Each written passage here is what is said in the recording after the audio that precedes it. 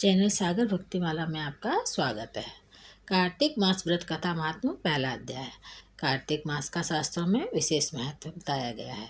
इस महीने में जो व्यक्ति भगवान विष्णु और माता लक्ष्मी की उपासना करता है उसकी सारी इच्छाएं पूर्ण होती हैं। साथ ही कार्तिक मास में कार्तिक महात्म्य व्रत कथा का पाठ जरूर करना चाहिए।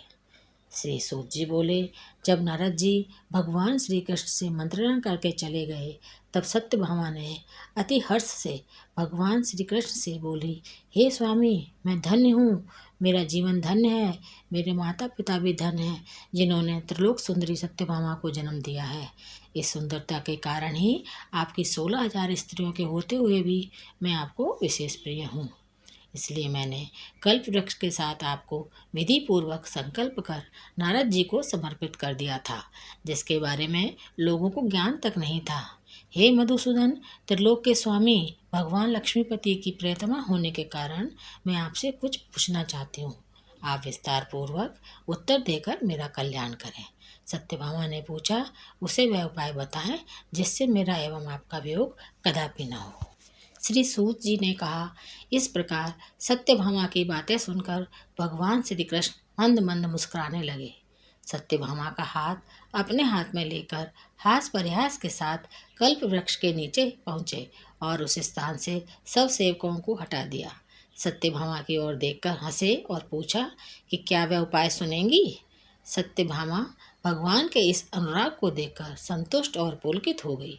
भगवान श्री कृष्ण ने सत्यभामा से कहा कि 16,000 स्त्रियों के रहते हुए भी वह मुझे प्राणों से प्यारी है। तुम्हारे लिए अर्थात तुम्हारी कल्प वृक्ष वाली जिद के पूरा करने के लिए इंद्र से भी लड़ गया था। तुम्हारा प्रश्न बहुत ही अद्भुत है। मैं तो तुम्हें बहुमूल्य वस्तु भी दे सकता हूँ, न करने वाला काम भी कर देता हूँ, छिपाने वाली बात को भी बता देता हूँ। तो फिर मुझसे पूछने की आवश्यकता ही क्यों थी। तुम्हारे मन में जो प्रश्न हो पूछो, मैं उसका उत्तर दूंगा। सत्यभामा ने कहा, मैंने पुनर्जन्म में कौन सा दान, व्रत अथवा तपस्या की थी जिसके प्रभाव से मैं संसार में पैदा होकर भी संसार की बाधाओं से मुक्त हूँ और आपकी अर्धांगिनी हूँ। सर्वदा गरुड़ पर सवारी करती हूँ, आपके साथ इंद्र और अन्य देवताओं के यहाँ आपके साथ जाती हूँ। यही मैं पूछती हूँ कि मैंने उस जन्म में कौन सा शुभ कर्म किया है। पूर्व जन्म में मैं कौन थी, मेरा कैसा स्वभाव था और मैं किसकी पुत्री थी। भगवान श्री कृष्ण ने कहा, पुनर्जन्म में तुमने जिस पवित्र व्रत को किया था वह बतलाता हूँ।